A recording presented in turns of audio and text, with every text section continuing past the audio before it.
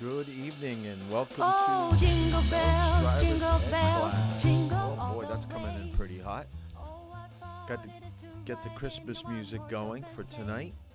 sleigh. Jingle Hopefully bells, everybody had a jingle great day bells, out in the jingle snow all and the way. get some Oh, activity what in. fun it is to Because ride I in believe the you guys didn't one-horse have open remote sleigh. today, did you, at Oyster River? So I think it was a true snow day. And I know some of you go to other schools, so hopefully you had the day off and helps your parents out around the house, shoveling the walkway and driveway. So make sure you sign in like we normally do. We'll wait for people to jump on, and then we'll get into tonight's topic.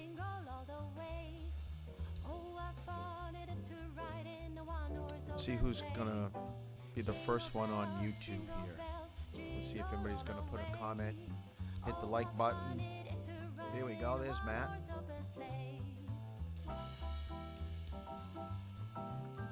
So we're up to 9. So remember, sign in.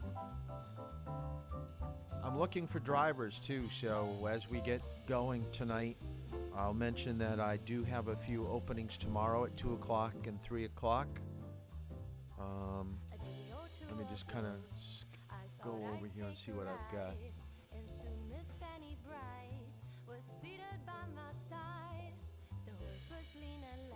Yeah, tomorrow I've got 2 and 3 o'clock. So if anybody is willing to drive, that would be helpful. I do have a time. I tried to give a time to somebody for Saturday. I have a Saturday at 10 open. So if someone would like to drive at 10 o'clock on Saturday, if they could meet me at the high school, that would be awesome. So we're going to... And Monday, I'm wide open. So if anybody is open on Monday, we'll do the rest of the week on Monday's class. So remember, next week we do have class on Monday. So it looks like we've just about almost have a full class. We're just missing, I think, 2 people. Kind of hard to see who's missing, making a quick check here. So maybe they're going to jump in just a few minutes into the program. Now, I mentioned that I was going to post this morning some questions from the chapter and section reading. I decided that I wasn't going to do it because we hadn't covered it, and I think it's probably only fair that I give you some insight on turning, some of the footage questions, and give you a chance to maybe answer the questions tonight. So for those of you that were looking for that, it wasn't to be found. So it will be on the remote Facebook page tonight. And I think I already sent it out to somebody. I think it was Ty. I sent him the copy. Now remember, these questions from our notes, it's from your reading, and you can use your notes and the book to answer these questions. It's not a test. Okay, it's just for you to, once again, kind of look through, know the material, and understand what we're going over. So let's talk about turning a little bit, and we'll probably spend about 20-25 minutes on this before we get into tonight's topic on sign signals and pavement markings. The unfortunate thing after a snowfall, and I'll just kind of interject this, turns are very important in driving because a lot of times if we didn't have lines, it would be kind of a free-for-all. So the lines on the roadway is to provide structure and a safe passage from people at intersections and making a turn from one road to another road. So when we have great weather and nice painted lines, things are so easy when it comes to making turns. But after what we had today in snowfall, anybody out on the road anytime today, and especially at night, turning is going to be so complicated. And as I said, if we didn't have lines, it would be like a free-for-all. Well, guess what? Tonight out driving, people are just trying to get home. if we were to take the snow away and see where people were actually driving, they were probably a foot to 2 feet off the mark of where they should be traveling. So it is difficult. So then you basically have to start dealing with placement of your vehicle in regards to snowbanks and other cars. So this is where depth perception, as we were talking about, distance vision last night, comes into play, because you don't have those lines for bearings. So as it says here on the slide, it says through the use of vision and judgment, it's vital in making sound decisions with turning. Now, I found this on the internet, so I'm going to show you the clip. And you would think that someone that is being trained in making good turns would always make good turns, but watch this police car. Okay, watch what happens. This is the corner of Firestone and Bandera, this furniture store here, and you can see that hole there. It's the shape of a CHP cruiser, because during that pursuit, that's what we saw. That cruiser went right through it. We have earlier tape of that. This is the pursuit that started at 4:45 this morning. Here you go. We're going to slow it down for you. That white sedan there, making the quick turn there onto Bandera, and the CHP cruiser right into that building. Good news is the officer was not injured, at least not injured seriously. Now, he may not be injured seriously, but his ego is crushed. There is no way that he's ever going to live that down.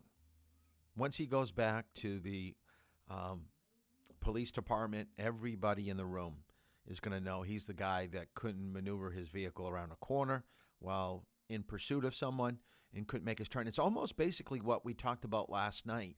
Remember the diagram that I had you do with inertia, where you want to go and where the car's actually going? So this is a good case. Now, to be fair to the police officer, it could have been a brake problem. Let's just hope. Or steering problem. So if he didn't have use of his brakes where he could slow down the vehicle, or there was some type of malfunction in steering, yeah, you're not going to be able to maneuver your vehicle around a corner. But notice the car that he was in pursuit of, it had to be high speed, because even the car that went around the corner didn't stay in his lane. He took it a little wide, but he didn't take it into the building. So it could have just been plain speed and not getting to the brake, and he was an officer that didn't know how to make a decent turn.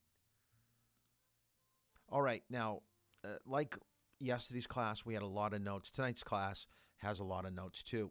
So we're going to try to break things down.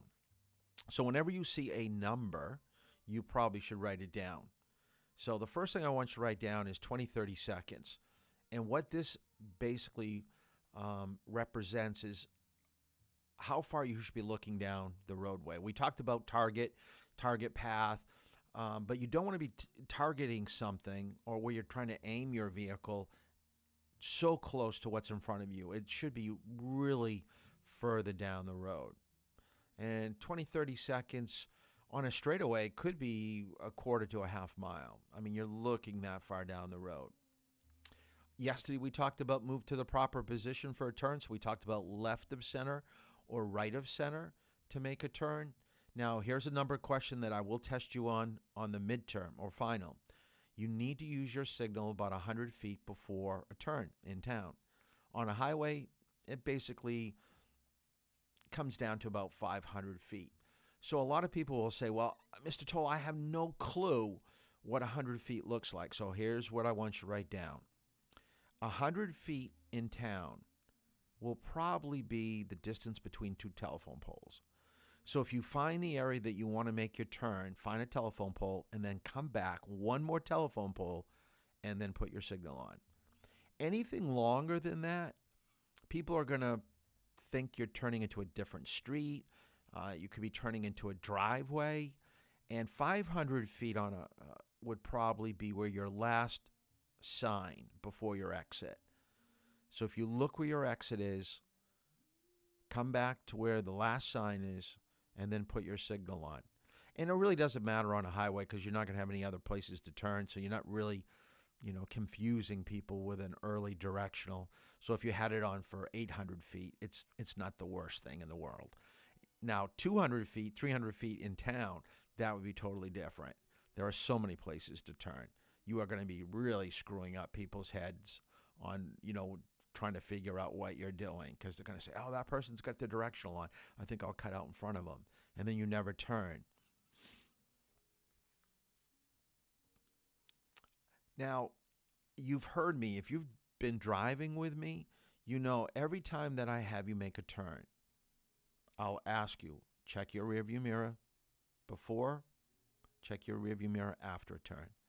I can't tell you enough or stress enough when you go for your driver's test how much they're going to be looking at your head movement, your eye movement of what you're seeing.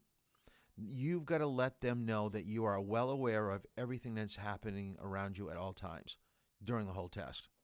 Don't take anything for granted. I would overuse my mirrors than underuse my mirrors. So check your blind spot in the direction that you want to turn, especially in town. Now, because of bicycles, pedestrians, this is why they want you to make a quick look to the left or a quick look to the right. Now, don't have to write this down, but I want to give you some idea of what we find to be adequate speed for a turn. Because a lot of people will say, well, did I take the turn too fast, too slow? Turning is a lot of times is a feel. Okay, you're going to know when you're going too fast. Let me get out of here for a second. When you're driving and you're holding the steering wheel, when you make a turn too fast, your upper body is being grounded in a upright position because you're holding on to the steering wheel. Anybody else that's in the vehicle, when you make a turn too fast, they're going to start to slide because their upper body isn't holding onto anything. Now, if your parents, when you drive with them, if you're making a turn and they grab what we call the suicide handle, okay, or the oh my goodness handle, that's up here and they feel you're going too fast. If they do that, then you definitely know you're going too fast. So to break it down into actual a number, right turns should probably be approached at around 5 to 10 miles per hour. My philosophy, it's better to go a little too slow than to go a little too fast, because once you hit that halfway point, that apex, then you're able to pick up speed and come out of the turn nice and smooth. If you try to brake because you're coming in a little too hot, it's going to push you. It's going to push you out of your center position of your turn. It's going to either be too wide or you're going to come in too tight with an oversteer. Left-hand turns with no traffic, you can go slow and slightly faster than with traffic.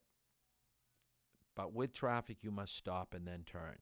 So if you have oncoming traffic, you got to stop, check, and then make your turn.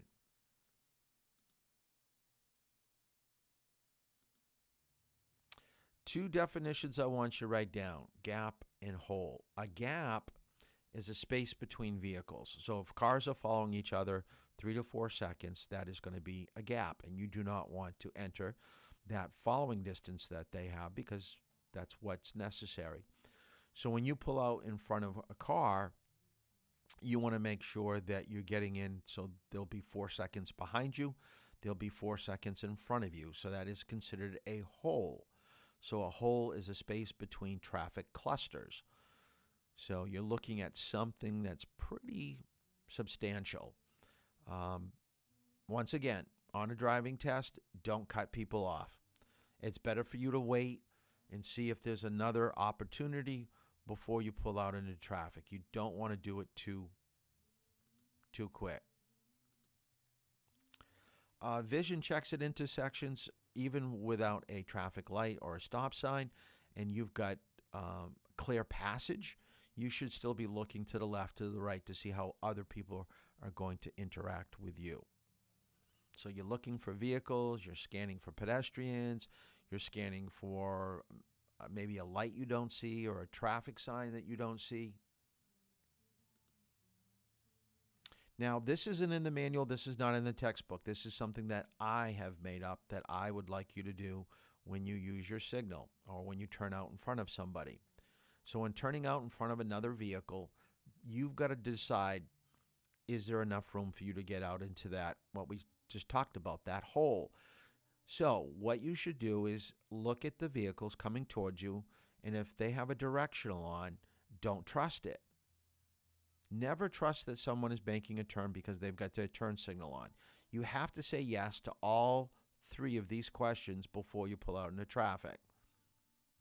So do they have their turn signal? Are they turning where you're trying to pull out from? So let's assume that they do have a signal on. So you'll say yes, they've got their turn signal on. Have they changed their speed? Yes, they're slowing down. So you're almost ready to pull out. Have they changed their position? Have they moved to the right? Okay, have they gone right of center? No, they haven't. If they haven't, they could be turning just beyond where you're pulling out from. Look to your right to see if there is another driveway, another intersection that is close by. So a lot of times people will use their turn signal, start to slow down, but they're not turning where you're pulling out from. They're turning just a little bit further up from you. So you've got to know for sure. So you've got to say yes to all 3 questions before you pull out onto a major road from a stop sign, especially if you turn left or right. So what are some of the common errors for turning? By far, top of the list, people taking turns too fast. Another problem, people wait to the very last second before they indicate what they want to do, or they don't do it at all. People making bad turns. They understeer or oversteer. We mentioned yesterday how many people don't know their lefts or rights, or they put on their right signal and they turn left. So here we want to wait a little bit longer to make sure people are doing what they're supposed to be doing. Can't find the turning area. You'll be driving and you'll start to notice that sometimes people look a little bit confused. Now, what I usually do when I'm having a hard time figuring out what someone is doing, I always look at their license plate. If it's an out-of-state license plate, a light bulb goes on in my head saying, okay, they're confused because they're not familiar with the area. The other thing that I do is I look through the windshield and I try to make an assumption based on who I see that's driving. Now, I know you probably don't think that's fair, but we tend to think older people, okay, we're talking 60, 70, 80, if we can tell by the color of their hair, and I know I've got gray hair, they're going to possibly confused, all right? Or they like to do things a little bit slower than normal traffic. If I see that it looks like a young person, then I may think that they're going to take a risk. They're going to do something that I might not be expecting. So I always think the worst when I see a young person driving because of inexperience, or they're in a hurry, or they just like to drive fast. They like that risk-taking of, cutting into these small areas. Sometimes people use their directional and then they don't turn it off, so we got to be careful about that. Changing lanes, turning at it into, when do you use your signal? There are 7 that are listed here, so I want you to write these down. And I believe this came from the state manual, so you do need to know this. Some of these are pretty obvious, like changing lanes, we know. Going left to right or right to left, you got to indicate, so use your turn signal. Turning at an intersection, pretty dead giveaway. Off-ramps, on-ramps on an expressway, of course, directionals. Pull away from the curb. Now, this one, most people don't do. You've got to remember a blinking light is going to get someone's attention. Once again, I'd much rather have my directional on and need it than not to have it on. Pull over to the side of the road. Let's say that emergency vehicle is coming up behind you. By law, you're supposed to pull over to the side of the road and stop. So use your signal. Now, here's the 2 that most people totally forget, and your parents don't do. When you go for your driving test, I would use my signal for parking. So like parallel parking, perpendicular parking, angle parking, and backing. Backing out into a roadway, I would use my turn signal. Or backing out of a parking spot, I would use my turn signal. Okay, so that's important. Now it says question 76. If you had a chance to take a look at your state manual, at the very end, to get you ready for your state exam, they've only asked you 11 questions. Their review of the state manual for you is 11 questions. The old manual, the one that we had about 2 years ago, really it was a little bit thicker, and I kind of like it a little bit better than what the new manual is.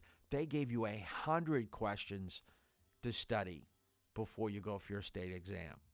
This is why it's so important that you do well on my midterm and your final, because I'm going to ask you some of these questions, some of the things that we've gone over in class that I want to make sure that you're remembering. All right, so if you can score an 80 or above on my midterm and an 80 or above on my final, now I'm going to give you a little bit lower of a passing grade on the final because of homework, because of projects, things like that. So 75 would be an indicator of still being able to pass. But if you can do that, you're going to do pretty well on the test.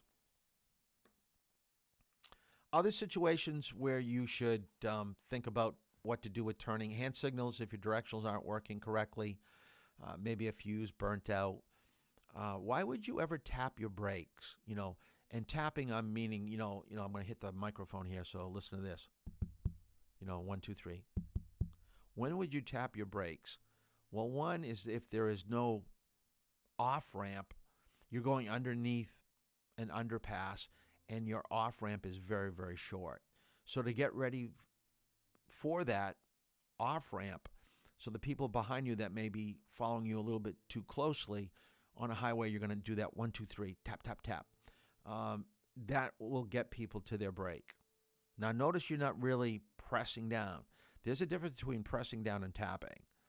Tapping is to get people to take their foot off their accelerator and go to their brake pedal and slow down slightly. When you're tapping, you're not really slowing down a lot.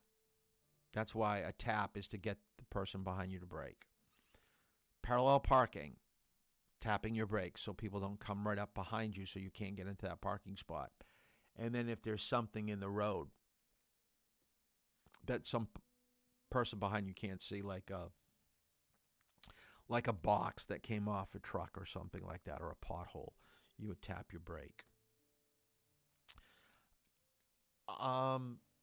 Following distance, we already talked about 4 seconds is what we want. Increase that in bad weather to 5 or 6. So tonight, anybody out on the road. Oh, by the way, before I came on to teach class, I was on Facebook and I was going through a few things. I've got a friend that's a retired police officer, and he's still in touch with some of his colleagues in the state police department. He had posted, since 10 o'clock last night, there have been 280 cars going off the road or crashes, fender benders. 280. That's a lot. That's a lot. And probably there are more than that where people just didn't report it.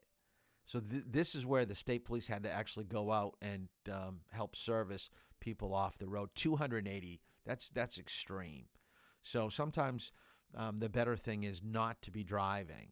So, think about that. And we'll be talking about driving in bad weather next week. Now, these are questions that will come up, and I want you to know these.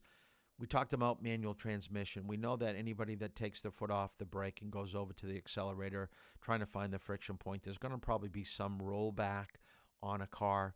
So make sure on a hill you stay back about 1 car length, just in case the person in front of you is in a manual transmission and they're rolling backwards. Now, if it's level ground, like the second bullet here, you should see their tires touching the pavement. Now, I know you could get closer and you're not going to hit the person, and a lot of people go, well, why can't I do that? We're talking about making you as safe as possible. We're trying to train you thinking about what could happen in bad situations. So if the vehicle in front of you breaks down where they can't move, if you're closer than seeing their tires touching the pavement, you're going to have to put your car in reverse to get around them again. So you're giving yourself a little bit of space because of that. Or if you get hit from behind, you don't want to get pushed into the vehicle in front of you. Now, I know it's not your cause of a crash, so you're not at fault, but you just don't want more damage because you've already got damage to the back of your car because you've been hit. Now you don't want to have damage in the front of your car because you're too close to the car in front of you. So it's better to stay back a little bit than to be too close.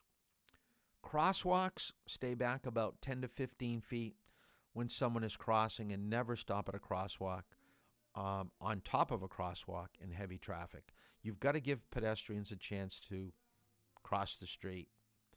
I'm going to try to diagram this next week, and you can write this down. It's called a trap. And what I mean by that, if you can imagine a one-way road in like Durham that has two lanes. So you got a right lane and a left lane. They're going in the same direction. So it's a one-way road, two lanes. If a vehicle is stopped, let's say that the vehicle to the left is stopped in the middle of the road, and you look down your lane and it's clear, I would slow down and stop because of the car that's to the left of you, in front of you, has come to a stop. You know why? Because there is probably a pedestrian that he's waiting for to cross the road. That's a trap. Don't assume because in front of you is clear that you're going to have clear passage. So if the vehicle in front of you is stopped and you're still got to go about 80, 90 feet to get up to where he's at, look in front of his vehicle and see if you can see any, activity of a pedestrian trying to cross, because that's going to set you up for a bad situation if you're not planning on it, especially if he's stopped before a crosswalk. But in Durham, pedestrians will jaywalk, so they could just be stopped right in the middle of the road. Fire trucks, I don't know if I've told you this before, but anytime that there's a footage question dealing with a fire truck or a fire hydrant or something, there's going to be a 5 in the number. So anytime that you see fire truck, parking, it's going to be a 5. Look for a 5 in your answer, all right? So stay back about 500 feet from a fire truck that's responding to an alarm. What should we do with tailgaters? And we're going to be talking about aggressive driving. So tailgaters, flash your brake lights. If you tap your brakes, and flashing and tapping is about the same, two things can happen. One, they're going to back off. That's what we want to happen. That's the positive. The negative is now they're going to get closer. Now you've really ticked them off. So now they're pounding on the steering wheel. They're flipping you off. You can actually read their lips, and we're not going to say bad words in driver's ed, but they're probably saying some bad words to you.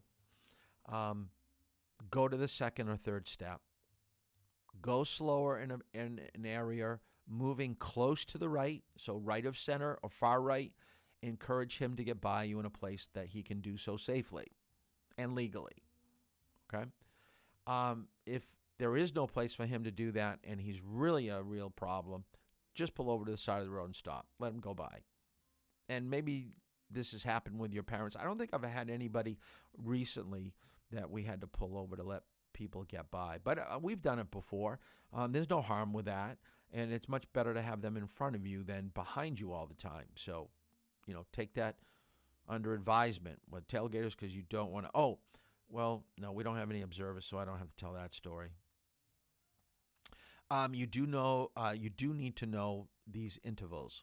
The first one we've already had, 20 to 30 seconds. That's how far you're going to be looking up ahead. All right?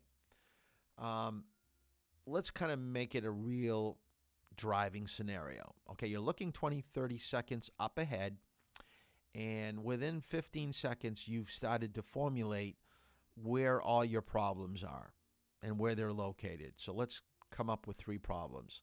The furthest one down the road is a traffic light. The next one will be a person walking a dog. And the third one is going to be a pothole that if you don't move your vehicle left or right, you're going to smack it nice and hard. All right? So we've got the pothole, we've got the dog walker, and we got the traffic light. So within that 15 seconds, you've figured out what the problems are. Now, within 5 to 15 seconds, you have to start thinking about how you're going to respond to those situations. So let's break it down. With a pothole, we are going to go left of center, and we're going to go slow. All right? With the dog walker, we are going to continue to go left of center with the possibility going far left, depending on how that dog pulls away on the leash. Because some of them, they have those retractable leashes that can really let go and they go out quite a distance. So we're going to start off left of center, but we're going to get ready to go far left if the leash comes out a little bit further. And we may even try to speed up a little bit to get around that situation before an oncoming car comes. And then lastly, the light is turning to yellow, which will be turning red. We're moving our car back to the center of our lane, and we're slowing down because we have enough distance to stop our vehicle. So that's what you're doing with your visual leads with driving. Driving is constantly picking up situations and how you're going to handle it. As we talked about last night with inattention blindness or change blindness, how are you going to deal with a problem if you don't see it? You're not. You're going to just, blow through a stop sign, make a real bad mistake. So the more time that you have and when you actively look for something, the more successful you're going to be in handling every single situation that comes your way. Following distance, it should not be 3 seconds. I know. I've got to update this. It should be 4 seconds because the state has changed it from 3 to 4. Now, anything less than 3 seconds is what we call the crash zone. The crash zone, which means that if you have not done something correctly, within 3 seconds you're going to get hit or someone's going to hit you. Okay? You're going to hit somebody or someone's going to hit you. I will tell you, because I have an instructor brake, if I'm using the brake pedal, we are probably in the crash zone. And the reason why I'm using the brake pedal is because I can't speak out what I want you to do in enough time for you to do it. And I don't want you to get all upset that, oh, Mr. Toll used the brake on me. I'm just trying to keep us safe. I don't keep a tally of how many times I've used the brake on people. A lot of times I don't even remember it the next time we go out. I don't even make a note sometimes in my notes if it's not something that's real serious. So don't get all upset if I have to use the brake. Passing is not something that we're going to do unless the situation arises. So I'm not going to say, Billy, we're going to drive around today till we pass somebody. That's just not what we're going to do. But if Billy's on the highway and someone's going slower than the speed limit and it's safe and it's legal, I'll take you through the steps and we'll pass people. But for the most part, it's just not something that's going to probably, come up. It does need extra skill and judgment of speed and distance, and it's much more difficult at night than it is during the day. So if you want to practice it, I would probably do it in the day, and I'd probably do it on a highway. I wouldn't be doing it on some of these like 108, 155, where you have these short passing zones, because you really do have to get up and go. So here it says at 55, you need about 10 to 20 seconds to complete a pass. Now, of course, the faster you go, the quicker the time's going to be to get around people. So if you've never really done it before, the highway's probably your best bet. If you don't think you can complete it and do it, just wait. Wait for another situation another time. But if you are going to pass somebody, this is the sequence that you want to do. You always want to check the passing lane. So that means you're looking in your rearview mirror, side view mirror, looking over your left shoulder. So then you're going to signal and move over to get by the person. Now, when it says keep up your speed, this is where I want you to write down in your notes. You probably should go 10 miles faster than the car that you're passing. Because if you're only going 5, 6, 7 miles per hour, it's going to take too much time. And if it's a two-way roadway, cars are going to be coming towards you. If it's on a one-way highway, you don't have to worry about this. You can take your time. You can pass them at 5, 6 miles per hour faster than they're going. You're just going to be to the left of them for a little bit longer. Now, here's the key. When do you go back into the original lane where you started from when you passed this person? You have to see the whole grille, the headlights of the vehicle that you've just passed. Both headlights should be in your rearview mirror. At that point, you don't have to do a shoulder check. You can just use your signal and move back over into the right lane. And by law, here's another footage question. You should be back in your lane within 200 feet of the car that you've just passed and with any cars that are coming towards you. When can you pass people on the right? So you need to know this. If a car in front of you is turning left and there's enough pavement off to the right of the white edge line, you can pass somebody. All right, don't leave the pavement, though. You want to make sure that you stay on the pavement at all times when you go around people. One-way streets, multi-lane highways, all good to go. Passing right to left, left to right, all legal, all legal. You may find one side is a little bit easier than others, but I will take you on, one-way streets where we practice lane changes. I will take you all on a multi-lane highway going towards Portsmouth probably, and we'll be practicing left to right, left to right, right to left, lane changes going 55, 60 miles per hour. All right, so we'll all be able to say we've done it. When is passing not allowed? If the left lane of the road is not clear, shouldn't do it. Crest of a hill, a curve, 100 feet of a viaduct, bridge, or tunnel. Now, a viaduct is like an underpass. That's what a viaduct is. It goes down at a groove like a V.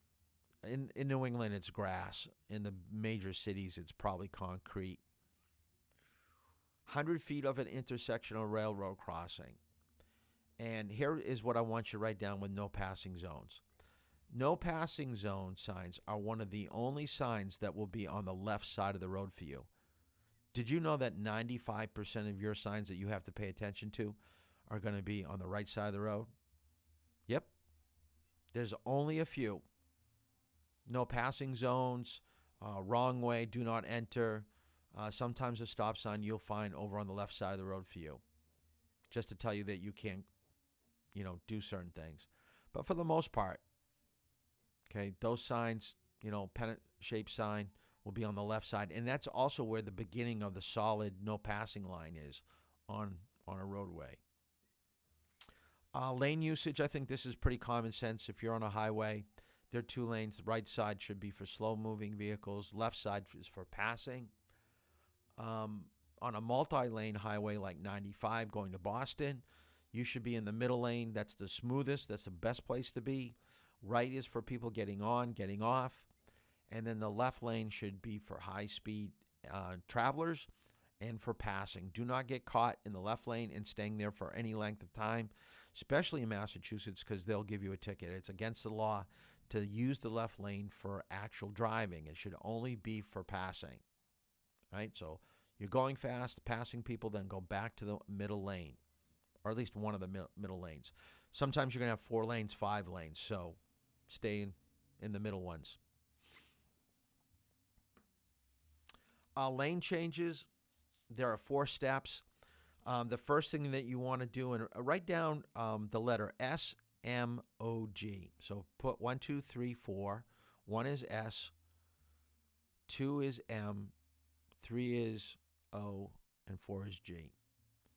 The state has come up with an acronym called SMOG, and I have it slightly different. So what they do is S is for signals. I put directionals.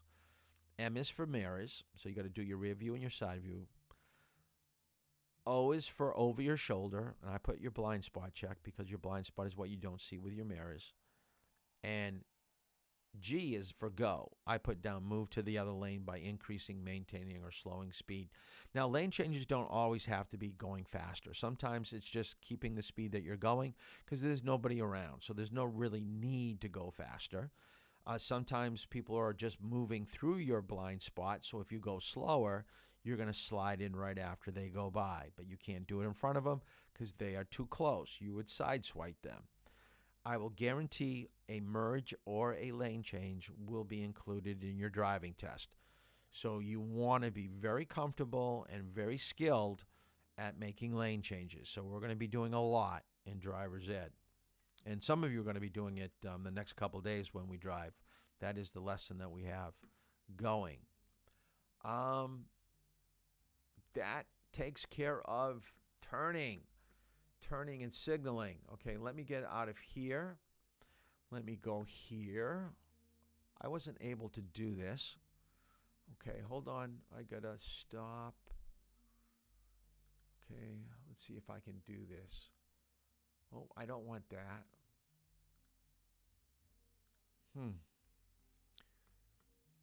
I am trying to change my.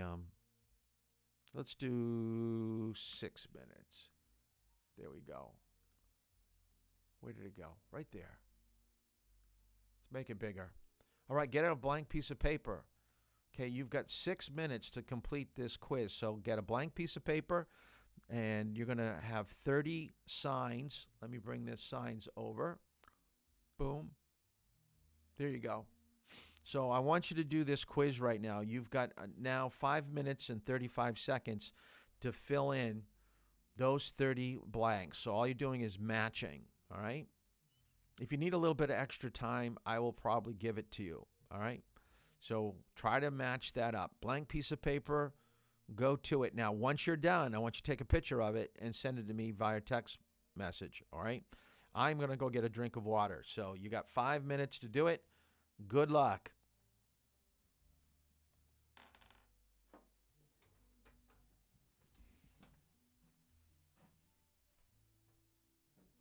I'm actually teaching class. I'm just taking a break. Whoop. Oh, I just got your mother with water. I just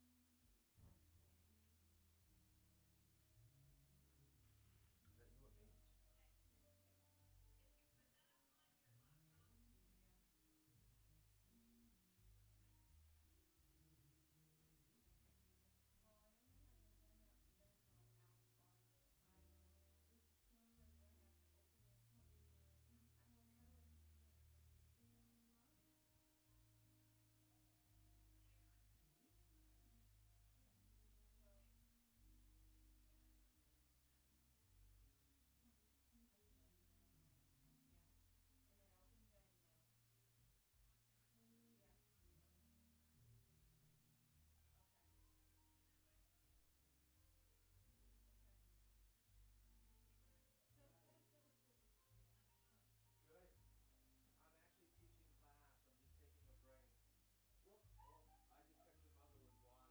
All right. Thank you. All right. Bye. That's cold. Is it really cold? Yes. It was what you poured. I ended up putting ice with it. My butt's cold.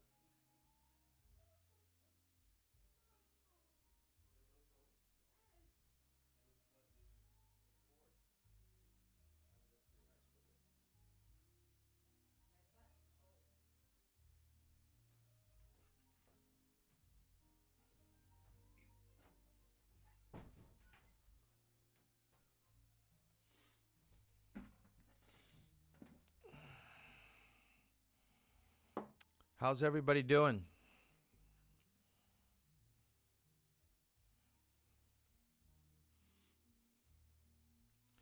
I got to put a refrigerator in my office so I don't have to go get something to drink. So we're down to under 3 minutes.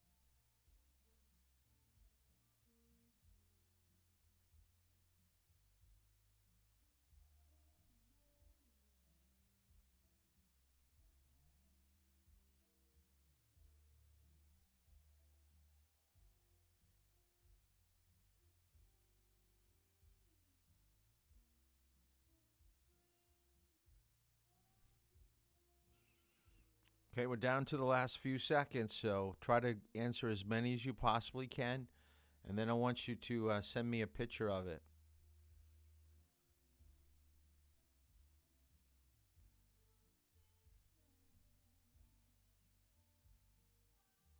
All right, time is up. So try to finish up and then take a picture. So I want to see my phone being lit up.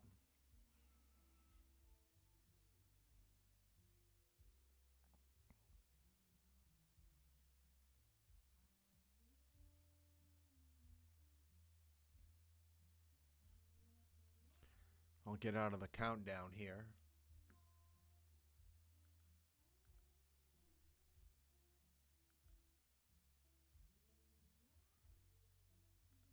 There we go. Got rid of that.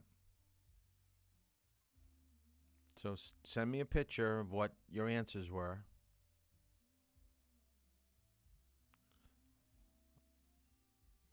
I would suspect that some of you probably weren't able to answer all of them.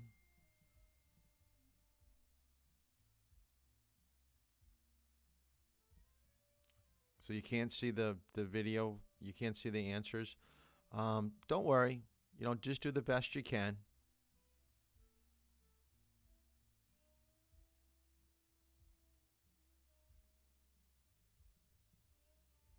So just take a picture of it.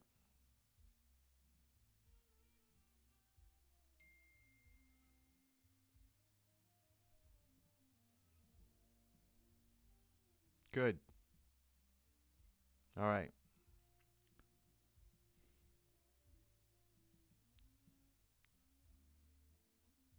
Wow, purple, Grace, that's something.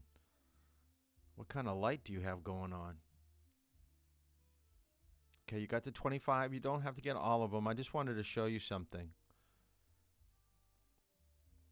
Okay, when you go for your driver's test, good. I've got a good majority of people that do it. I should still see some people bringing in a picture. Now, why did I do this? Is because when you go for your driver's test, I know it's really small now, okay, because I want to move it over here so you can see me a little bit. All right, when you go for your driver's test, 10 of your questions of the 40 will be signs. So you've got to know your shapes, your colors. So I wanted to give you an idea of being a little bit under the gun because of the time. And I wanted to see if you could think quickly in that short time frame. Now, if you did your reading, okay, from the manual, this should have been an easy quiz to take, all right? This was not very difficult, but for whatever reason, over the years, nobody does really well on it. And I saw that some of you had a problem that all 30 questions had to be answered. It was just not use the shapes and then the test was over. Okay, you had to have 30 answers to 30 questions. All right, some of you just didn't do it correctly, so you got to read that. Now, let me make this a little bit bigger so you can see it. If you take a look at the signs on top, take a look at A, C, E, F, no, A, C, E, G, and I. All right? All those signs only have one meaning. Think about it. Stop sign, no passing zone is C, yield, do not enter is G, and I is wrong way. That's the only thing you'll ever find on those signs. So once you've used those 5 signs, you don't use them again for the rest of the quiz. If you did your reading, orange means construction. So D and F were construction signs. So you don't use those. If it had nothing to do with construction, then you don't use those signs. So the rest of your quiz was between 2 signs, a white sign and a yellow sign. So this is what makes it really easy. We know that yellow means warning, and we know a white sign indicates law. So it should have been a very easy test to take. Now I'm going to give you the answers real quick so you know what they are. All right. If you want a copy of this blank, I can send you a copy of the blank one so you could take a look at it again. But here are the answers. So let's see how well you did. Question number 1, 35 miles per hour is H. That is a law. 2, bump. That is a warning. That is B. Dead end. That is a warning. That is B. Detour deals with construction, so that is D. F, detour 1,000 feet. That's giving you guidance for construction. That is an F. Divided highway ends. That's a warning, so that's B. Do not enter is one of those signs that only has one meaning. That is G. 8, do not pass is H. 9, end of construction is F. 10, flagman, 500 feet is D. 11 is hill, which is B. 12 is left turn. That would be H. So near an intersection, you are required to turn left. It's a left-hand turn. That is a law. No parking anytime is a law, so that's H. 14, no passing zone is C. 15, no turn on red is H. 16, no U-turn. That's a law. That's H. 17, pass with care. That is H. 18, road machinery ahead is D. 19, road narrows is B. 20, slippery when wet is B. That's a warning. Soft shoulder, that is B. 22 is H. If you got 23 wrong, shame on you. We've got some work to do. Okay, that's A. 24, stop ahead, that's B. Stop for school bus, that's a warning. That's B. 26, stop here on red is H. 27 is truck route, that is H. 28, two-way traffic is B. 29, wrong way is I. And 30 is yield. So if this was your driving exam and you had 10 questions, you can only miss 2. That would give you an 80. With 30, that means you can miss 6. So if you got 6 wrong or less, you would have passed the sign portion of your state exam. If you got more than 6 wrong, you better study because you did not approach this the correct way of answering a sign test. All right, so this was easy. So give me a hint of how many you got wrong so I don't have to go through each picture because it's going to be hard to read your picture and really see what, because some of you, the pictures aren't that clear. So just put the number wrong in a text to me. So you got 14 wrong, and that's usually pretty common. Most people get between like 14, 13, and like 9. If you got more than 15 wrong, more than half of them, we've got our work cut out for us. So write down how many you got wrong and send me a text so I can take a look and see how well you did. And I'll get things ready for our next part of tonight's class. So let's get out of this.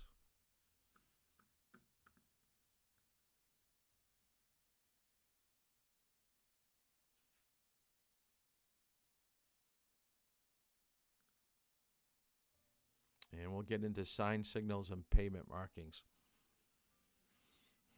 So put the number wrong, send it to me in a text.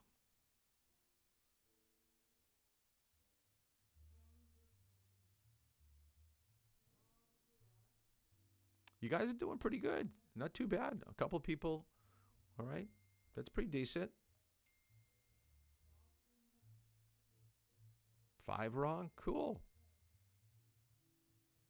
Good. I know it's kind of hard when I put it up on the screen. It's kind of hard to read. So, like I said, if you want a copy, I can send you a copy.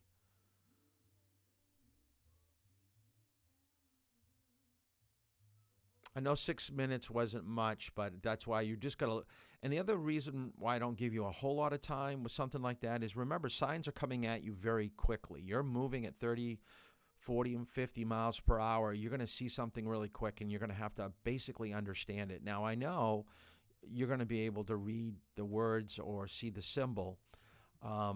So it does take a little bit longer when you just see a silhouette or an outline of a shape.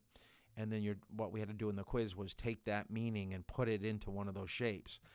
Hopefully, after explaining it to you, you're going to take a different approach next time we do this on the midterm. So midterm is going to have a lot of signs. So if you didn't do too well, just make a mental note and say, study my signs, because Mr. Toll said we're going to have a lot on the midterm.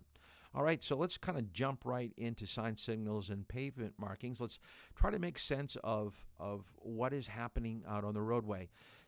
Basically, shapes and colors are really there to help us.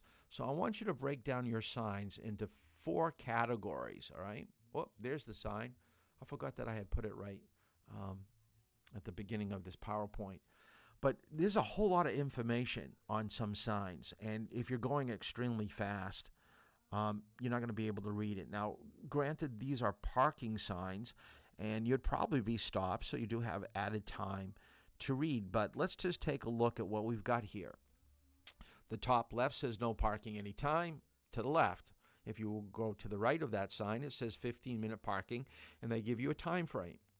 The bottom sign regulates when that part of the street is able to use parking or not use parking, and that would be on the 2nd and the 4th Tuesday of the month between 12:01 a.m. and 7 a.m. That's kind of confusing, okay?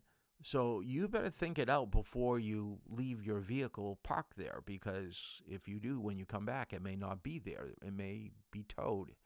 So signs are there to give us basic information. So let's break down this sign real quick without even reading any of the words or the times. All right? So what I want you to think about, a white sign is a law. You better take the time to really figure this out. So anytime you see a basically white sign, it's a law. Now, a white sign with red lettering is telling you not to do something. Notice no parking. No parking this side of the street on 2nd, 4th Tuesday. Now, white with green is guiding you when you can park. It's giving you guidance. It's giving you directions. All right? So we do get some information from the sign. Makes it a little bit easier to figure out. So as I was saying earlier, signs should be broken into 4 categories. So write this down. First category is color.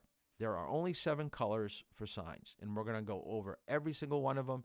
And after tonight, you should know what those colors mean. Okay, 7 colors. No more, no less. Many multiple shapes, more than what's in the manual, more than what I gave you on the little quiz. So it's going to be up to you to look at the textbook, which does a little bit of a better job going over some of the obscure signs that we have. And I believe at the end of your manual, there's another page that has some silhouettes of signs. Study those. Know what they mean. All right? And the other thing that I want you to know about signs, as we saw in the quiz, after we used the signs that only had one meaning, the rest of the quiz was between 2 signs, the yellow warning sign and the white regulatory sign. And regulatory means law, all right? So most signs are going to be in those categories. Is it a warning sign or is it a law sign? Is it telling me? Because if you break a law, what's going to happen? You're going to get a ticket. What happens if you don't follow a warning sign? Probably nothing. Probably nothing. If you don't need to take that street, if you already know the road's bending to the left, nothing's going to happen. It's advising you to what to be alert to, how to handle what's up ahead, all right? Now, of the different colors, of the 7 colors, the most important is red. Red is our most important color because it's telling us not to do something. It's telling us to stop or prohibition. So the bottom 2 signs, do not enter wrong way. This is a picture of an off-ramp. Who would ever go the wrong way onto a highway?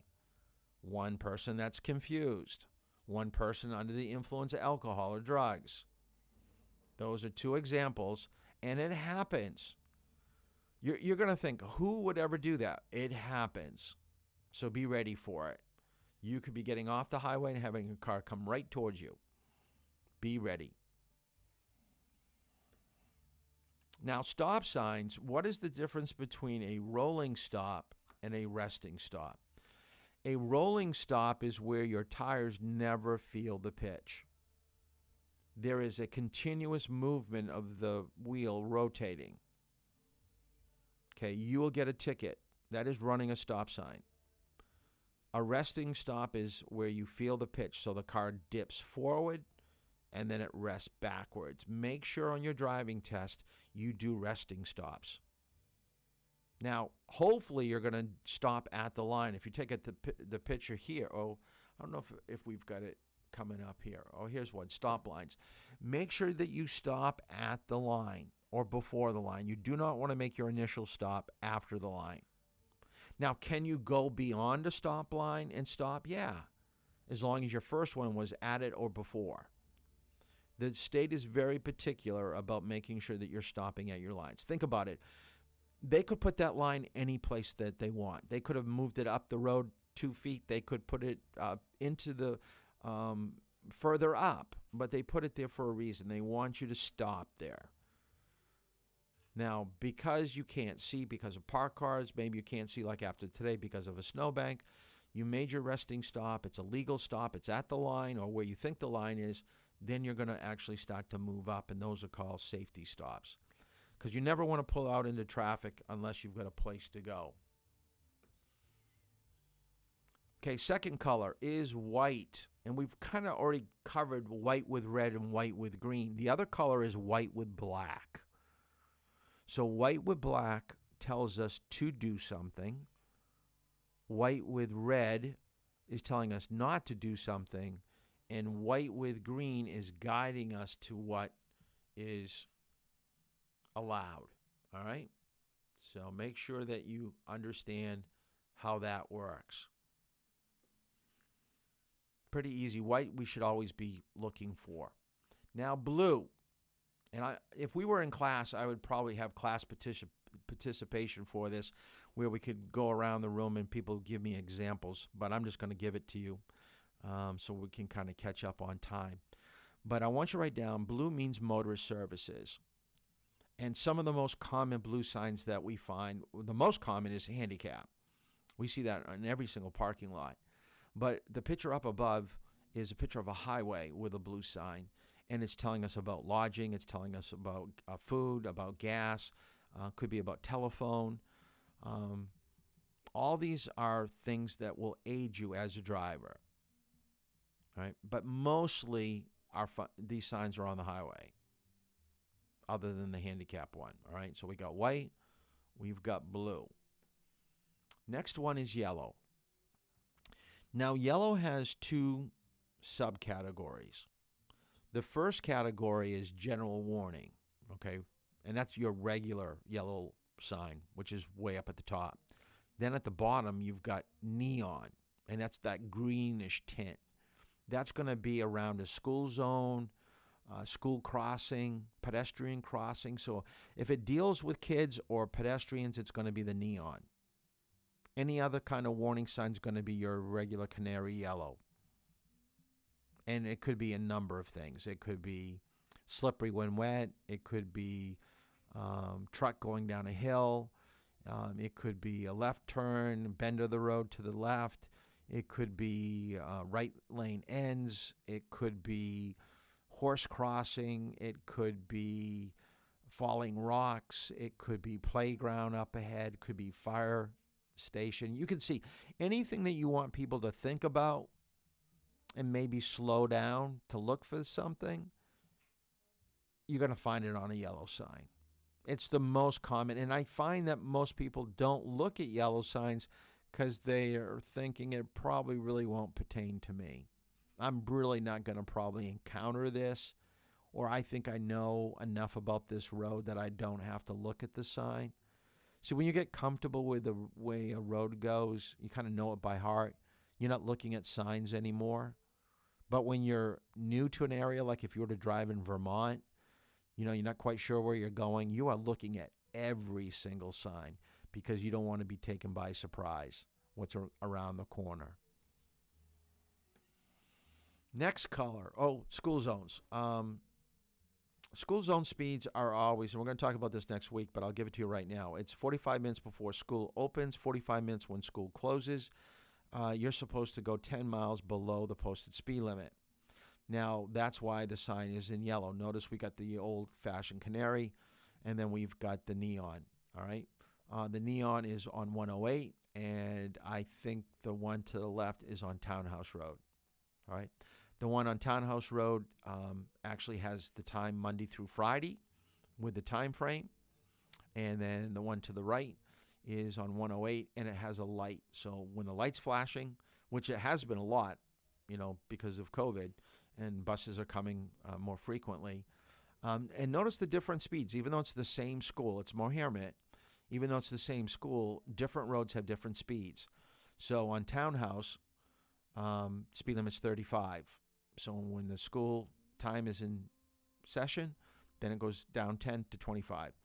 On 108, or not 108, 155, the speed limit is 40. So we drop it by 10 and it goes to 30. So that's how the school speed works. Green is your next color. That's giving you direction or guidance. All right? So that's giving you, junction is what we call like an intersection where you have major roads coming together. Could be street signs too. I thought this was kind of a funny sign. My nephew lives in Oregon, and if you travel on U.S. Route 20 heading east in Oregon, you will reach Boston in 3,365 miles. So 20 goes all the way from Oregon all the way to Massachusetts. Isn't that wild? That's a pretty long route. And you probably heard the song, I'm trying to think of what the name of it is. It's not Route 1, Route 66. There we go. It's an old-fashioned song, but there's a song about Route 66, and that's a pretty long road too.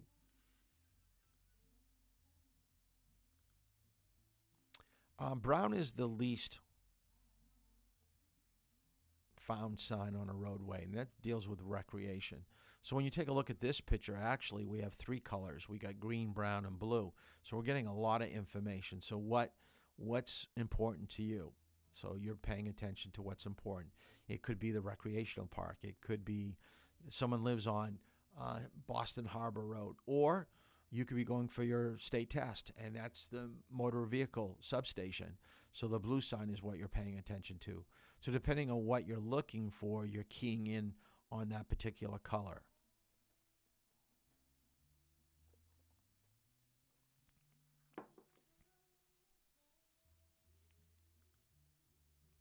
Orange is construction. The two shapes that we have is the diamond shape, which we have there for road work up ahead, detour, and then we've got the guidance sign down below telling us about traffic and that the businesses are still open. Traffic signals. Let's talk a little bit about traffic lights. So we know from top to bottom, red is at the top, yellow in the middle, and green at the bottom. Now, I know that light looks a little bit yellow, so the reason why I put this picture in here, and I did take it with an older camera that I had, is that the camera did not process the color correctly. So what I want to tell you is that you always need to know. We talked about color blindness last night. How do they know? Because they can't see color. How do they know what light is on? They go by intensity. So the light on top is always red. And by the way, red is the most important, like we said with signs. So when you're following behind a large vehicle, the first light you're going to see is the one that is at the very top. That's why red is on the top. Now, if it wasn't vertical but was horizontal, in some states down south, traffic lights will be horizontal. So left light would be red, then yellow, and then green would be far right. So make sure that you Know that when you go to a different state. The other thing that's telling you it's a red light is the countdown on the walk signal. That's a dead giveaway. And by the way, you can never turn right when there's a countdown. All right? You have to wait till there's a solid hand. Even though there's no people around, you still aren't able to do it legally. Now, you're going to see a lot of people when you drive doing all these mistakes because either one, they didn't learn it or they've forgotten it. All right? But you can't turn. Can't turn right on red with a countdown. Got to wait for the solid hand. I thought this was kind of confusing. Someone told me it's in like France or England. It's over in Europe somewhere. And it's a piece of art, but I wouldn't put that so close. That's a roadway. They put that in time lapse or a longer aperture or something because you can see the headlights of cars kind of speeding by. That's kind of confusing for people. Okay, and lights can be that way when you start getting a whole bunch of lights near your street light, traffic light. You better not guess. You better know. So most of the time at an intersection, you're going to have a light overhanging the intersection. That's the one that most people look for. But if someone's blocking your view or if it gets a little bit confusing like this, look to the right. There's usually one on a pole. Okay, so there's usually two lights at major intersections, and that should help you. Now, how do lights change? And I'm going to show you a video in a moment. But, and those of you that have been driving with me, you basically know as we approach a traffic light, I will tell you, I think the light's going to change. There's a car waiting to the left or a car waiting to the right. There's nobody in front of us. There's a magnetic field underneath the pavement that senses when a car is coming. Okay, we have this at most intersections now. Very rarely do we see an old timed intersection where it's like, 30 seconds on, 30 seconds off.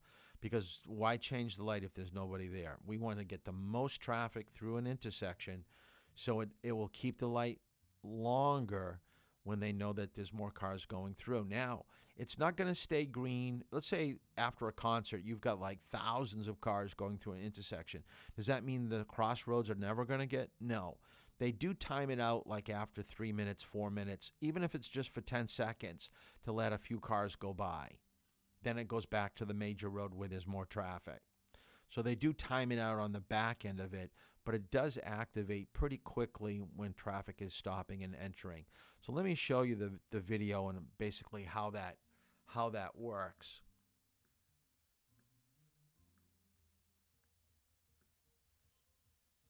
Oh, my mouse is not working right. If you live in a major city, I can take a pretty good guess at one of your most common frustrations: traffic. In city driving, the journey is rarely better than the destination. In most cases, we just want to get where we're going. Traffic is not just frustrating, but it has consequences to the environment as well. All those idling vehicles have an impact on air quality. When you're stuck and sitting behind a long line of cars, it's easy to let your mind wander over solutions to our traffic woes. But traffic management in dense urban areas is an extremely complex problem with a host of conflicting goals and challenges. One of the most fundamental of those challenges happens at an intersection, where multiple streams of traffic, including vehicles, bikes, and pedestrians, need to safely, and with any luck, efficiently cross each other's paths. Over the years, we've developed quite a few ways to manage this challenge of who gets to go and who gets to wait, from simple signs to roundabouts, but one of the most common ways we control the right-of-way at intersections is the traffic signal. I'm Grady, and this is Public Works, my video series on infrastructure and the human-made world around us.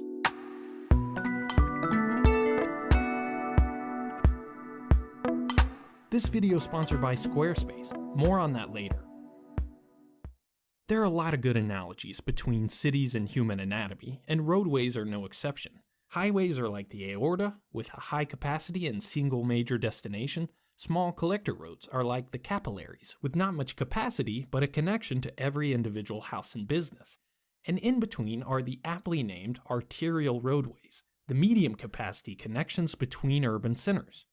Rather than ramps, overpasses, and access roads to control the flow of traffic, arterial roads use at-grade intersections through which only a few traffic streams can pass at a time. We call this interrupted traffic flow for obvious reasons. In most cases, these intersections are the limit to the maximum throughput of the roadway. In other words, increasing the number of lanes or speed limit won't have any effect on the overall capacity of the road. The only way to increase the number of vehicles that safely travel from point A to B is to increase the efficiency of the intersection. In addition, these intersections are where a vast majority of accidents occur. For these reasons, traffic engineers put a lot of thought and analysis into the design of intersections and how to make them as safe and efficient as possible. Controlling the flow of traffic through an intersection, otherwise known as assigning right-of-way, is an enormous challenge and almost always requires a compromise of numerous conflicting considerations, including space, cost, approach speed, cycle time, sight distance, types and volumes of traffic, and human factors like habits, expectations, and reaction times. Intersections also need to be rigidly standardized so that when you come to an unfamiliar one, you already know your role in the careful and chaotic dance of vehicles and pedestrians. From a throughput standpoint, the ideal intersection would cause no interruption to flow whatsoever, but you can't put a high-five interchange on every city block. On the other hand, simple signs are cost-effective and don't require any extra space, but they can't handle a lot of volume because they create an interruption for every single vehicle passing through the intersection. You can see why traffic signals are so popular. They aren't a panacea for all traffic problems, but they do offer a very nice balance of the considerations we discussed before.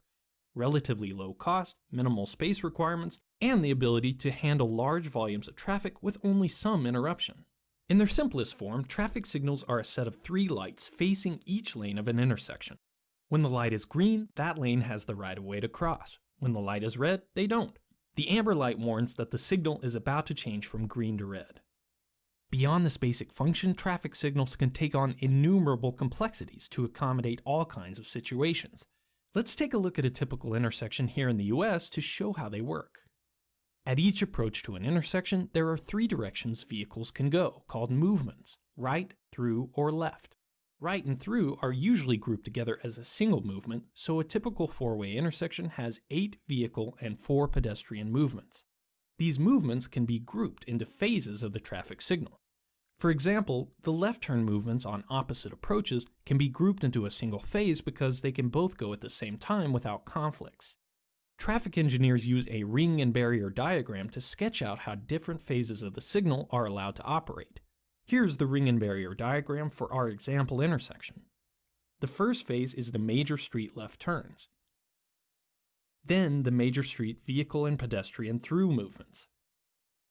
A barrier to clear the intersection. The minor street left turns. The minor street vehicle and pedestrian through movements. And finally, another barrier before the cycle starts again. Hi, I'm Rex Moore with the Motley Fool in front of BMW's self-driving exhibit. There are an endless variety of phasing arrangements that traffic engineers use to accommodate various intersection configurations and traffic volumes for each movement. Even the simple decision of whether to use protected or unprotected left turns takes a significant amount of analysis and consideration. Another important decision is how long each sequence of a phase should last. Ideally, a green light should last at least long enough to clear the queue that built up during the red light. This isn't always possible, especially during peak times on busy intersections. In these cases where the intersection is saturated, the green light might be extended for each phase to minimize the startup and clearance times, which are periods when the intersection isn't being utilized to its maximum capacity. The amber light needs to last long enough for a driver to perceive the warning and decelerate their vehicle to a stop at a comfortable rate.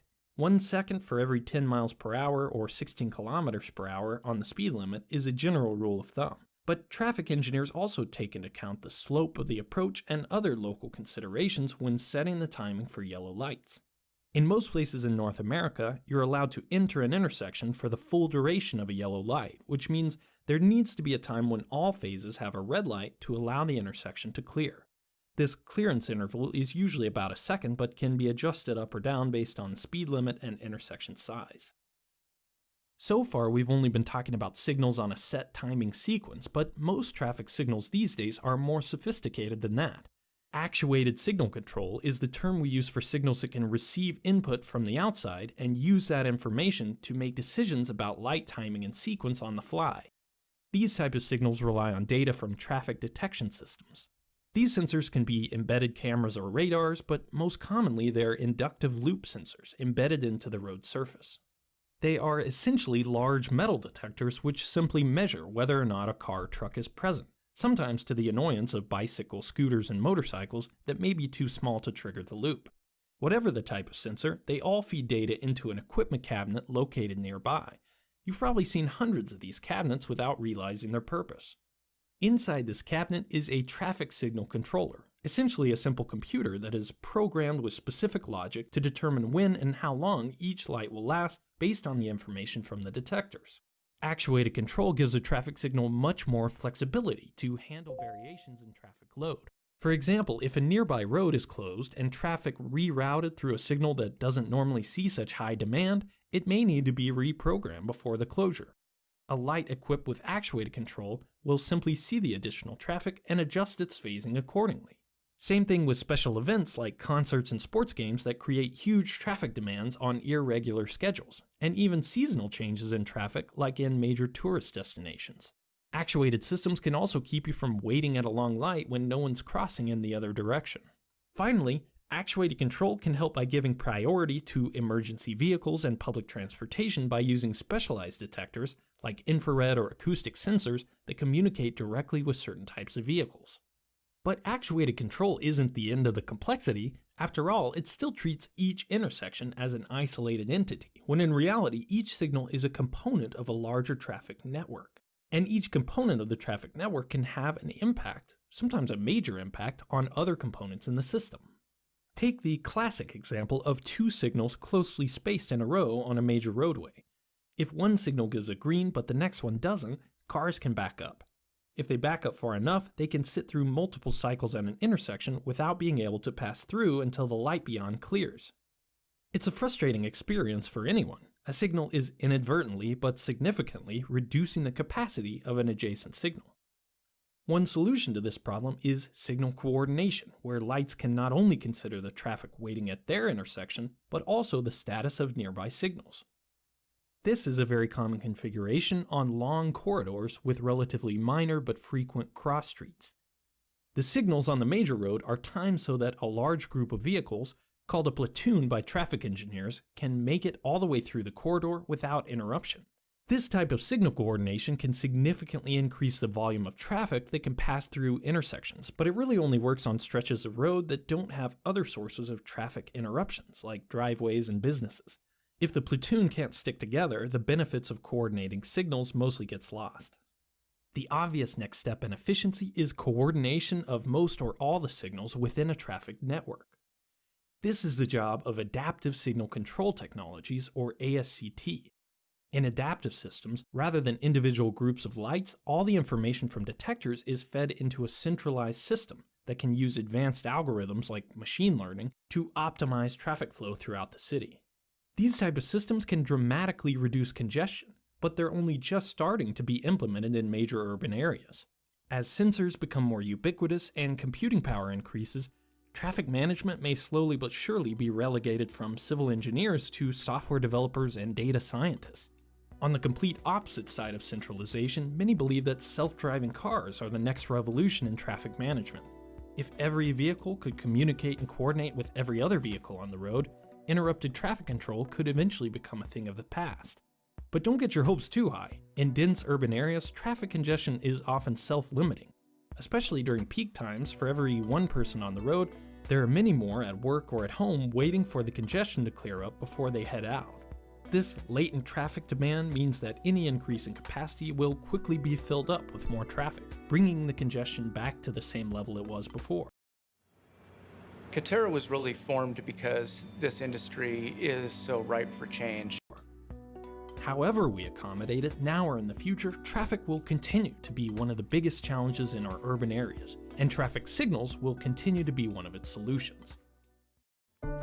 Okay, hopefully that brought to light some explaining of why lights changed how they do and what is it like driving in a metropolitan area. Because it can get very complicated with multiple lanes, some going right, some going left, some going straight, who has the right of way. So I figured this would be pretty helpful to actually see it in play rather than just speak on it. Let's see what we got here. The other thing that I want to mention, and this was taken going back towards Durham with a student, and I don't think that you can see it too well, but there are two overhanging red lights over the car that's in front of us, and there's a little tiny red light between them, and it's called an Opticom light. So I want you to write down Opticom light. An Opticom light is for emergency vehicles. So in New Hampshire, when a police car, ambulance, fire truck needs to get through, notice everybody's got a red light. And if we could see the lights, and if you look at the one to the far right on the pole, it's red for people coming from the left. So everybody in that intersection is waiting for that emergency vehicle. So that's what an Opticom light is. It stays on until the emergency vehicle goes through, and then it changes green for a particular side of the road.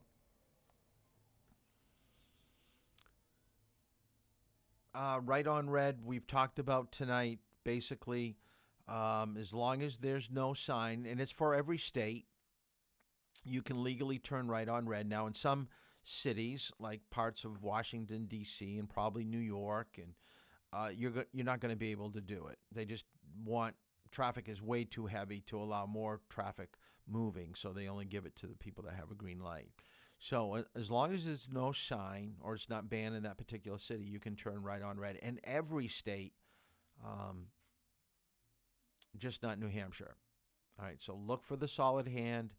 Don't do it on a countdown. Don't do it on a flashing light. Check for traffic. Don't cut people off. And then you can turn right on red. Some of these videos don't work.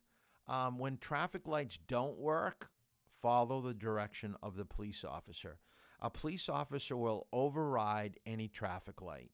So like right now with the snow, if someone hit a telephone pole, snapped it in half, okay, and there was no power for, that particular area for the next 2 hours, they would probably send out an officer to direct traffic. Just follow what he's telling you to do. All right? You'll be good to go. The other thing about green lights don't mean automatically go. If you're the first person at a stop line and the light turns green, you should always take a second to look to the left and look to the right to make sure that nobody's running a red light. It's not clear passage. It just means that you now, after making checks, if it looks clear, you can go through. People will make mistakes, okay? Or if traffic is blocked, up ahead that large car carrier is blocking, don't go into the intersection until you can make it all the way through. So see the blue car in front of us? He stopped at the stop line. He's doing exactly what he's supposed to do. He's not entering the intersection going underneath the green light. You've got to wait until you have a place to go.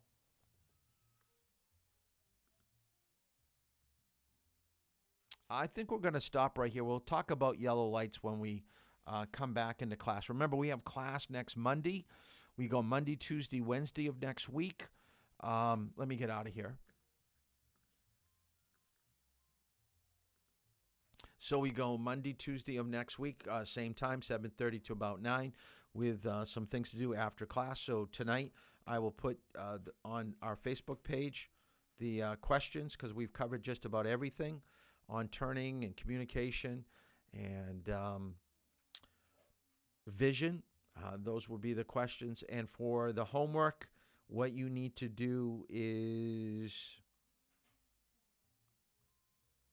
I'm not going to, as long as you read chapter 3 and section 6, I think you're good. Oh, read chapter 12 and the section on speed in the manual, because we're going to get into that after. I'm halfway through the sign pavement stuff, so we're going to do more of that on Monday. But we've got Monday of next week to finish up with that, dealing with signs, signals, pavement marking, stopping, speed. Road rage I'm going to push to a later date. Then we're going to do parking, distracted driving. And then Wednesday, before we break before Christmas, it looks like that's when we're going to do our midterm. because we'll be halfway through. I still didn't look at my phone, but if you can drive tomorrow, 2 o'clock, 3 o'clock, please text me. I really need to drive with you guys. I don't want to be going into late January, February with many of you. And Saturday, apparently the person that I asked did not get back to me, but if someone wants to drive Saturday at 10, I do have an opening. And then Monday and Tuesday, let me know what your availability is. So if you want to drive, let's make some time. If not, have a great weekend. And we'll see you next Monday. But please give me some availability to drive. All right? Have a good night.